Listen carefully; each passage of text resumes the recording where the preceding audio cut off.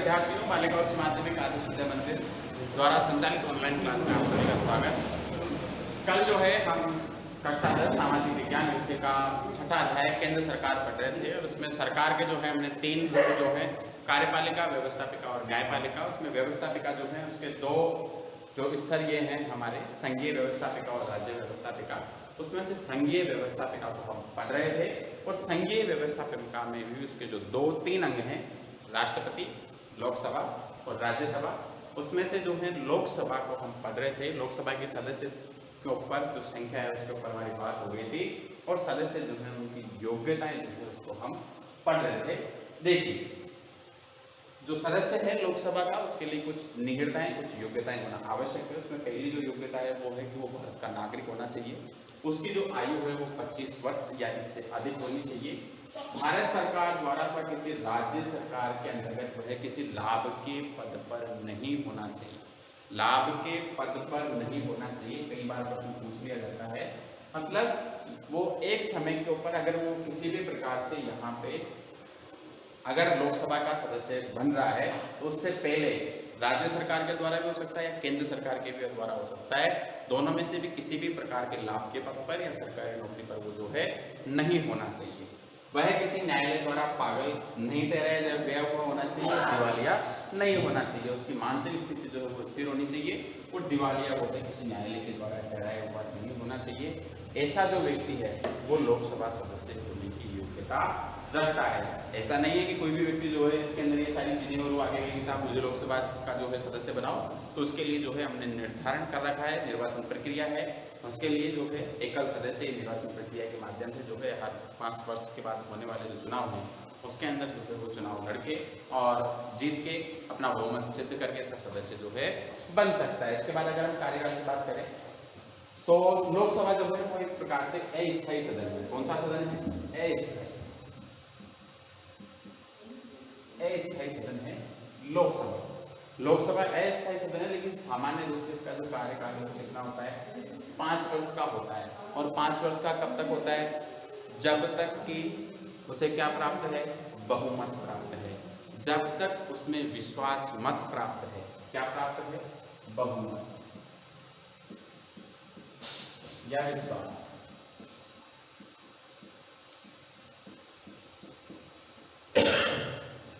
जब लोकसभा का कार्यकाल 5 वर्ष का होता है, प्रधानमंत्री के परामर्श के आधार पर राष्ट्रपति के द्वारा लोकसभा को समय से पूर्व ही किया जा सकता है। ऐसा अब तक जो है वो कितनी बार हुआ है? 9 बार हुआ है। एक बात यहाँ ध्यान करने की ओर है, उसे आप ध्यान कीजिए। वैसे तो सामान्य रूप से इसका कार्यकाल कितना होता है? 5 वर्ष का होता है, ठीक है। लेकिन आपातकाल की स्थिति के अंदर इसके कार्यकाल को जो है कितने वर्ष तक? संसद के 2/3 बहुमत से अगर ये पारित हो जाता है तो इसे 1 वर्ष तक बढ़ाया जा सकता है।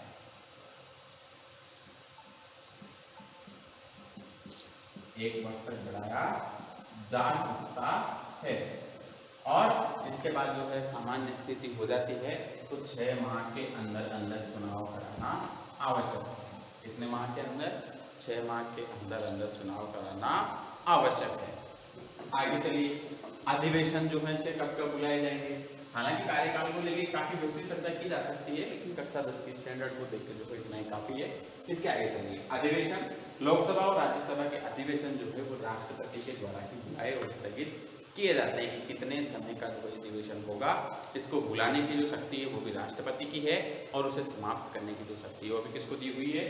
राष्ट्रपति को जो है इसकी स्थगित करने की और बुलाने की जो शक्ति है वो किसके पास है? राष्ट्रपति के पास है। इस संबंध में नियम केवल इतना सा है कि लोकसभा की जो 2 बैठकें हैं उसके अंदर जो है 6 माह से अधिक का अंतर नहीं होना चाहिए। कितने का? 6 माह से अधिक का जो है अंतर नहीं होना चाहिए। वर्तमान के अंदर जो है हमारे यहाँ पे जो है 3 अधिवेशन संचालित होते हैं। कितने अधिवेशन संचालित होते हैं? 3 अधिवेशन संचालित होते हैं। शीतकालीन, दूसरा होता है ग्रीष्मकालीन,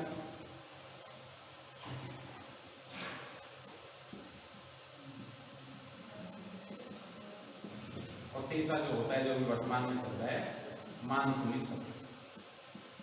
ठीक है, 3 प्रकार के जो है हमारे यहाँ पर मूल रूप से सत्र संचालित होते हैं और तीनों सत्र जो है इनके बीच के 6 माह से अधिक का अंतर नहीं होना चाहिए। ठीक है, आगे चलिए। अधिवेशन की बात हो गई, कार्यकाल की बात हो गई, उनके लिए आवश्यक जो शर्तें हैं उसकी बात हो गई। अब लोकसभा के जो प्रमुख पदाधिकारी हैं उनकी हम बात करते हैं। देखिए, अध्यक्ष तथा उपाध्यक्ष संविधान के अनुच्छेद 93, अनुच्छेद जो है आपको याद रखने पड़ेंगे। संसद जो है भाग 5 के अंदर है, केंद्र सरकार के नाम से जिसे हम जानते हैं। केंद्र सरकार जो है भाग 5 में अनुच्छेद 51 से लेके 151 तक जो इसका वर्णन है।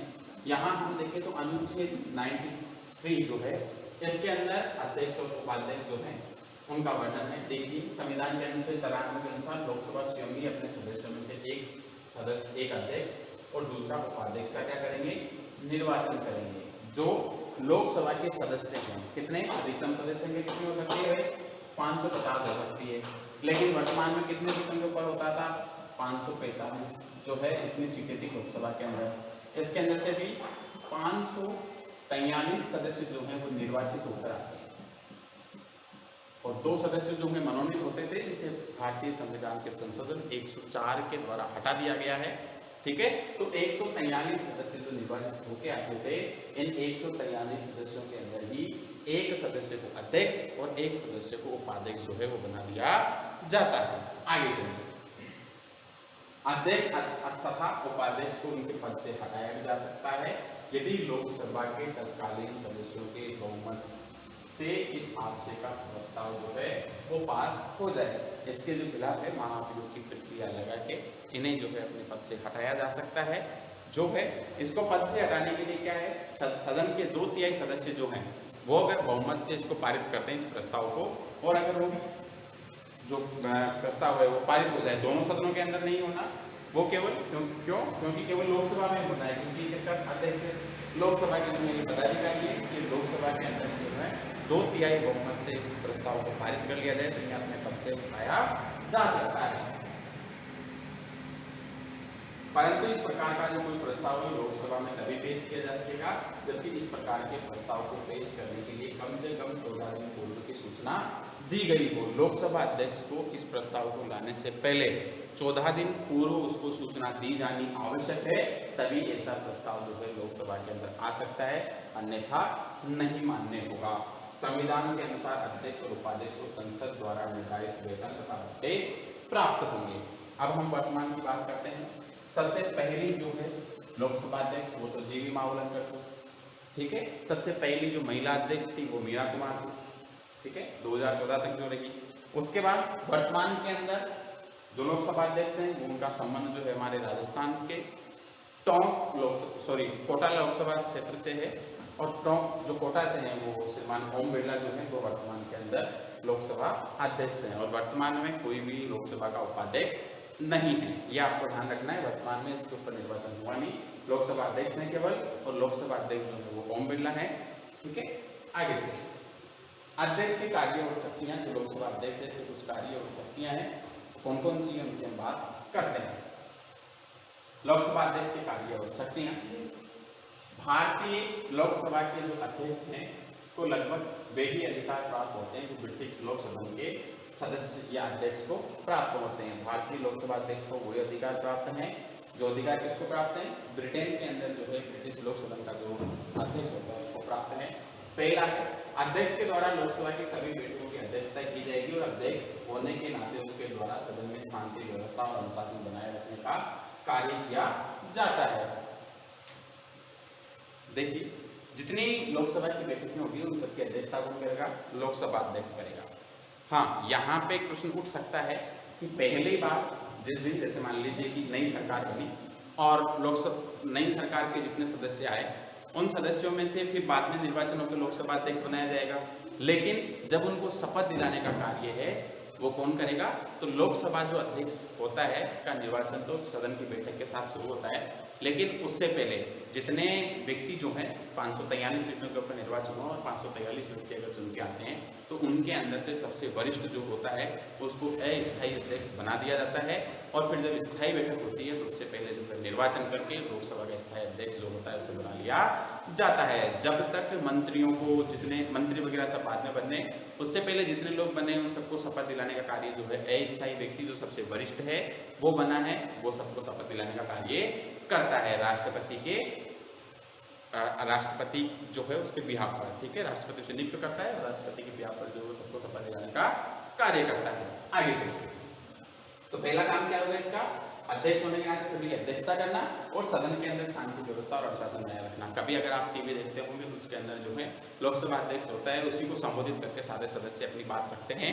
और अगर किसी प्रकार की शांति व्यवस्था स्थापित नहीं होती है, किसी प्रकार का जो उपद्रव हो रहा है, शोरगुल हो रहा है, तो उन्हें शांति व्यवस्था बनाए रखने का कार्य किसका होता है, लोकसभा अध्यक्ष का होता है। अगर कोई सदस्य उनके बात 2 बार चेतावनी के बाद अगर उनकी बात नहीं मानता है, शांत नहीं होता है, तो वो जो है उसको अपने सीट से उठा के उसको मार्शलों के द्वारा और उसको ससम्मान जो है सदन से बाहर करवा सकते हैं। आगे चलिए, लोकसभा का जो समस्त कार्यक्रम और कार्यवाही अध्यक्ष के द्वारा निश्चित होती है, वह सदन के नेता के परामर्श से विभिन्न विषयों के संबंध में वाद विवाद का सुनिश्चित करता है कि कौन व्यक्ति जो है उसे वाद विवाद करना है, जो अपनी बात रखना चाहता है पक्ष से, किसी मंत्री से जो अपनी बात पूछना चाहता है, ठीक है, और किसी प्रश्न का आंसर चाहता है, तो उसे जो है पहले उसे लोकसभा अध्यक्ष को अपना समय नोट कराना पड़ेगा और लोकसभा अध्यक्ष जो है उसको समय टाइम टेबल निर्धारित करता है कि इस समय में ये बोलेंगे और उस समय पे वो बोलेंगे, ठीक है। तो उन सबकी चीज़ों का समय निर्धारण करना, वाद विवाद का निश्चय कौन करता है, ये भी करने का जो अधिकार किसके पास है, लोकसभा अध्यक्ष के पास है। तीसरी जो बात है वह सदन की कुछ समितियों के पदेन सभापति, सदन के अंदर अलग अलग प्रकार की समितियां बनती है, तो उन समितियों के जितने पदेन सभापति होता है उन सबका, और प्रवर समितियां जो बनती है उनके सभापति, जो उनकी समितियों के सभापति जो होते हैं उनको नियुक्त करने का कार्य और उन समितियों के द्वारा जो कार्य किया जा रहा है उसके निर्देशन का कार्य भी कौन करता है, लोकसभा अध्यक्ष करता है। लोकसभा अध्यक्ष तो जितनी समितियां बननी उन सबका अध्यक्ष है ही, लेकिन जो प्रबंध समितियां बननी है उनके जो अध्यक्ष बनाए जाते हैं उन सब के ऊपर नियंत्रण का कार्य किसका होता है, लोकसभा अध्यक्ष का होता है। अध्यक्ष ये निर्णय करता है कि कोई विधेयक जो है धन विधेयक अथवा नहीं। सबसे महत्वपूर्ण है क्योंकि जो धन विधेयक होते हैं वो केवल लोकसभा में ही प्रस्तुत किए जाते हैं, राज्यसभा में प्रस्तुत नहीं किए जाते। इसको बहुत प्रश्न कई बार पूछा गया है, बोर्ड के द्वारा पूछा गया है, विभिन्न परीक्षाओं के अंदर भी, प्रतियोगी परीक्षाएं उनके अंदर भी पूछा जाता है। तो आप इसको ध्यान रखें कि कोई विधेयक धन विधेयक है अथवा नहीं, इसका निश्चय किसके द्वारा किया जाता है, लोकसभा अध्यक्ष के द्वारा इसका निश्चय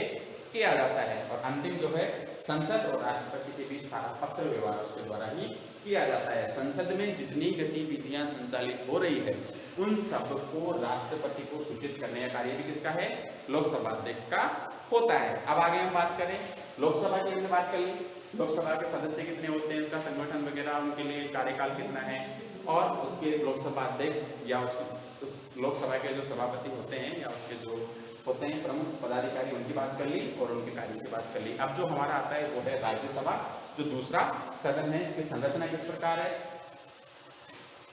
निर्वाचन पद्धति क्या है, इसकी हम बात करते हैं।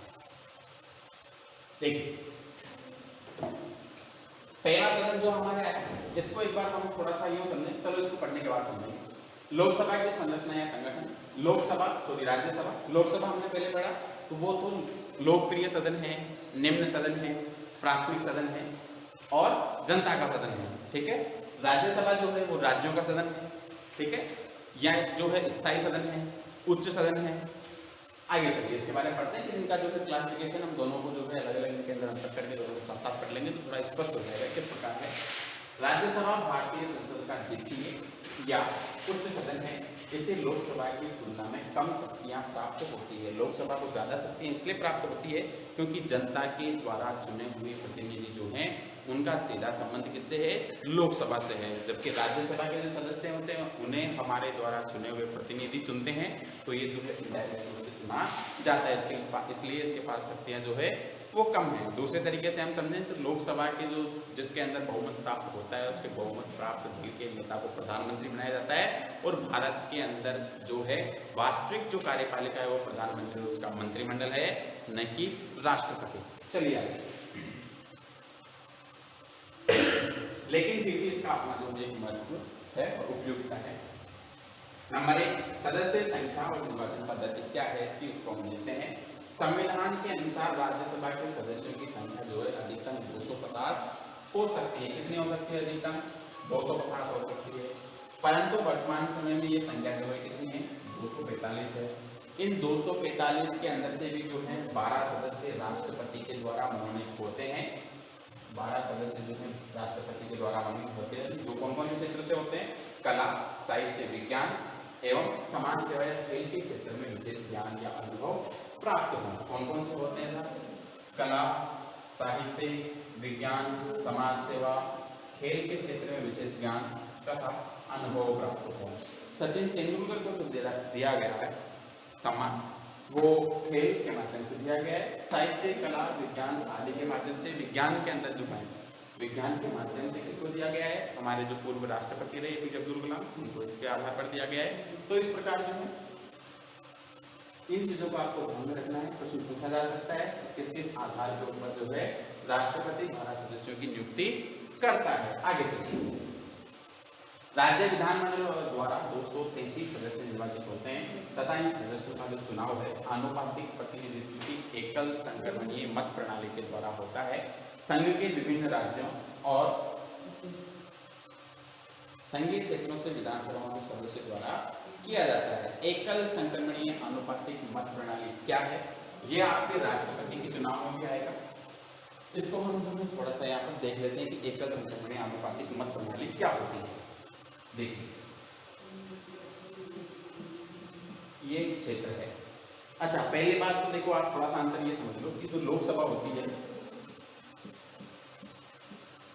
इसका एक निश्चित क्षेत्र होता है, ठीक है। लोकसभा के जो सदस्य चुने जाते हैं, जैसे मालपुरा जो है वो हमारे टोंक जिले में, और टोंक सवाई माधोपुर से जो है एक लोकसभा सदस्य चुना जाएगा। जयपुर जो है उससे 2 लोकसभा सदस्य चुनाएंगे, एक जयपुर शहर से और एक जयपुर ग्रामीण से, ठीक है। तो लोकसभा जो है इसका तो सीटों का क्या होता है? बंटवारा होता है, एकल क्षेत्रीय होती है। लेकिन राज्यसभा जो है ये राज्य जो है उस राज्य की जनसंख्या के आधार पर वहाँ पे जो है सीटों का आवंटन होता है कि कौन कौन से राज्य में कितनी कितनी जो सीटें हैं वो होगी, ठीक है। भारतीय संविधान के अनुसूची 4 के अंदर इसका वर्णन है, यहाँ समझिए आप। ये एक क्षेत्र है कोई भी, ठीक है। राजस्थान से आपको पता ही होगा, लोकसभा में तो 25 सदस्य जाते हैं और राज्यसभा के अंदर 10 सदस्य चुनकर जाते हैं। इन 10 सदस्यों के लिए चुनाव होना है। अभी थोड़ा इसको हम आगे बढ़ेंगे कि हर 6 साल के अंदर जो है हर दूसरे साल जो है 2-3 सदस्य रिटायर होते हैं और नए आते हैं। जो सदस्य नया चुना जाता है उसका 6 साल का कार्यकाल होता है। ये सब चीज़ें हम आगे बढ़ेंगे, लेकिन थोड़ा सा यहाँ समझ लीजिए। इस क्षेत्र से जो है जैसे सदस्य चुन के आने हैं, अब प्रत्याशी जो है वो मान लीजिए कि चुन के आने हैं 2 और खड़े हैं, या जो प्रत्याशी हैं उनकी संख्या है 5। कितनी संख्या है? 5 है। तो इसके लिए एकल संक्रमणीय आनुपातिक अनुपात के आधार पर जो है मतों की गणना की जाएगी। किस प्रकार से होगी वो देखिए। ये चरण है, पहला, दूसरा, तीसरा, चौथा, 5 ऐसे चरण जो है वो चलते रहेंगे। और इधर जो है वो प्रत्याशी A, B, C, D और E, ठीक है। यहाँ पे निर्वाचन प्रणाली है, यहाँ से जैसे मान लीजिए कितने सदस्य चुनने, 2 सदस्य चुनने या 1 सदस्य चुनना है। इसको आप देखिए, मतदान हुआ। यहाँ पे क्या होता है कि वरीयता दी जाती है। एक व्यक्ति जो है सामान्य मतदान के अंदर पे क्या होता है, एक व्यक्ति को मत देता है। जैसे मेरा मत अगर मेरे को डालना है तो मैंने जैसे किसी भी पार्टी के नेता को एक का चयन कर लिया और उसको जाके मैंने क्या कर दिया, मत दे दिया। लेकिन इस आनुपातिक प्रतिनिधित्व की मत प्रणाली, एकल संक्रमणीय मत प्रणाली, इसके तहत क्या होता है कि एक व्यक्ति को वोट सारे ही देने, वोट एक बार ही देगा, लेकिन सभी प्रत्याशियों को वोट देगा। जैसे 5 व्यक्ति हैं तो वो 5 को वोट देगा और उसमें वरीयता फिक्स करता है कि मेरे को, जैसे मान लीजिए किसी व्यक्ति को ए व्यक्ति पसंद है, किसी को बी है, कोई ए को जो है इस पद पर देखना चाहता है, कोई बी को देखना चाहता है, कोई सी को देखना चाहता है, कोई डी को देखना चाहता है, कोई ई को देखना चाहता है। तो उसमें सबसे पहले वरीयता किसकी है कि वो सबसे पहले किसको देखना चाहता है। तो इस वरीयता क्रम के अंदर क्या है, जैसे मान लीजिए मतदान हुआ और उसके अंदर से, अच्छा इसके अंदर एक सबसे आवश्यक ये भी है कि 50+1% मतदान जो है वो प्राप्त होना चाहिए। इससे कम अगर वोट प्राप्त होंगे, जब तक ये आंकड़ा पूरा नहीं होता तब तक जो है सदस्य चुना नहीं जाता। तो पहली जो मत प्रणाली इसके अंदर मान लीजिए इसको 40% वोट प्राप्त हुए, इसे 35 हो गए, इसे 15, इसे 5 और इसे 2, जो भी इनको आंकड़ा प्राप्त हुआ। इसके अंदर क्या है, कोई भी सांप नहीं छुड़ाना, 51 वाले को कोई भी नहीं छुड़ा, तो फिर क्या होगा, दूसरे आधार पर गिना जाएगा कि दूसरे के अंदर जो है इसको कितने मत प्राप्त हुए। ऐसा नहीं है कि सामान्य चुनाव के अंदर तो क्या होता है कि इसको अगर 40 मिल गए, इसको 52 प्राप्त हो गया, किसी को जो है नेता चुन लिया गया, ऐसा नहीं है। इसके अंदर क्या होता है, इस श्रृंखला के अंदर अगर किसी को स्पष्ट बहुमत प्राप्त नहीं हुआ है, ये वाला आंकड़ा जो है न्यूनतम कोटा जो है वो प्राप्त नहीं हुआ है तो व्यक्ति को क्या करेगा, इसके जो दूसरे चरण है, पहला चरण हो गया, दूसरे चरण के अंदर गिना जाएगा कि किसको वरीयता दी गई है। अब दूसरे चरण के अंदर मान लो इसको 35 मिल गई और इसको 55 मिल गई, ठीक है, तो दोनों को जोड़ो, 40 और 35 कितने हुए, 75 हुए, और 35 प्लस 55 कितने हुए, 80 हो गए। तो ज्यादा मत किसको प्राप्त हुए, इसको हुए, और सबसे पहले आंकड़ा किसने छुआ, उसने छुआ, इसके आधार पर इसके स्थान पर जो है किसको चुन लिया जाएगा, इसको। जबकि पहली जो गणना है उसके अंदर इसको कितने प्राप्त हुए थे, 40 से अधिक, लेकिन द्वितीय गणना के दोनों जो है इसको जोड़ने के बाद जो है किसको मत ज्यादा प्राप्त हुए, बी को जो है इसके सदस्य चुन लिया जाता है। यही आनुपातिक प्रतिनिधित्व की मत प्रणाली है और ऐसा ही राष्ट्रपति के चुनाव में होता है। तो ये आपको समझ में आ गया होगा कितने सदस्य हैं, और सदस्य की जो योग्यता है लोकसभा के अंदर 25 वर्ष होती है और यहाँ पे जो है 30 वर्ष होती है। बाकी सभी योग्यताएं, दिवालिया नहीं होना चाहिए, पागल नहीं होना चाहिए, भारत का नागरिक होना चाहिए, सरकारी लाभ की किसी पद पर नहीं होना चाहिए। इसके बाद सदस्यों का जो कार्यकाल है वो हम नेक्स्ट वीडियो में पढ़ेंगे। धन्यवाद।